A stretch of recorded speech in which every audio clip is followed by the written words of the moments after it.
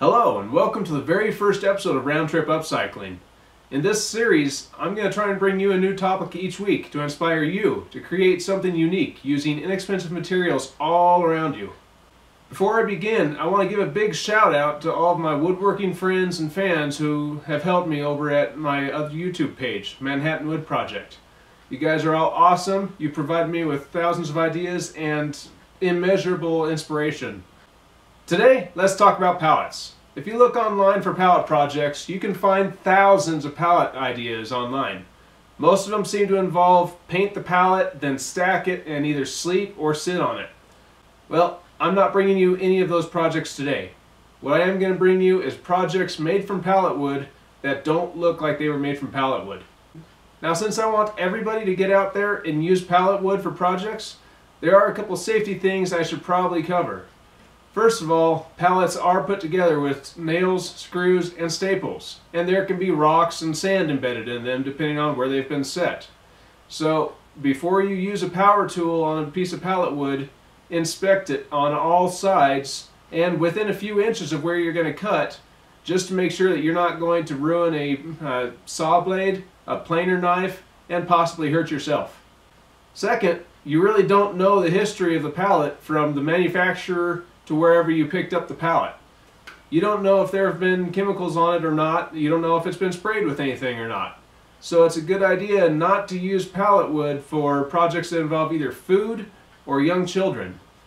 You don't want your 2-year-old nephew gnawing on that pallet duck that you made him and inadvertently maybe sucking down a little bit of fertilizer or something else. That's just a bad day for everybody. And finally, pallet disassembly itself can be very difficult. You can use a pry bar, screwdrivers, hammer. There's lots of things you can do to basically pull the boards off the stringers. But a lot of them involve you putting a lot of sudden force in, which can cause you to fall backwards. I highly recommend you look at getting an actual pallet disassembly tool. They're online, they're relatively inexpensive, and in the long run, they may keep you from falling backward onto a board that has a nail sticking out of it. One good place to get a pallet disassembly tool is Clearview Cyclones. You can get the E-Izzy bar there, and it was designed by YouTube woodworker and one of my friends, Izzy Swan. It makes pallet disassembly safer and easier. And ultimately, that's what you want. Now that the scary safety part is over, let's look at some neat projects. This is a set of pallet swords made by YouTuber Chris Demetric. He also used some scrap leather on the grips, making this an upcycling twofer. If you like a rustic look, you'll like this patio bench that I built for my wife a couple years ago. It has plenty of storage room inside it for my kids' outside toys. If you're not a fan of rustic, you should check out this beautiful pallet headboard and lamp that Tim Russell built and shared on Facebook.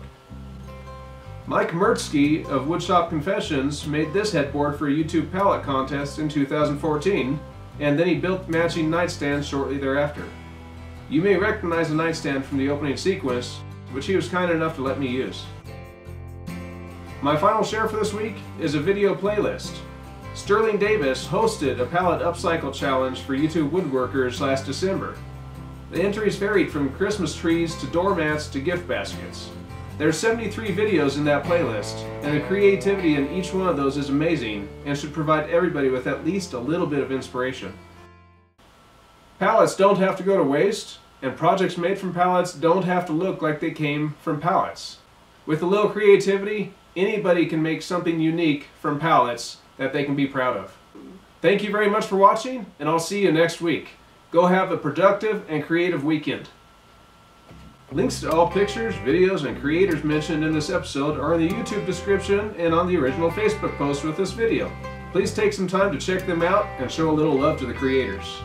Also, don't forget to subscribe to Round Trip Upcycling on YouTube, like us on Facebook, and share this video with your friends. Remember, more people upcycling means more ideas and less waste.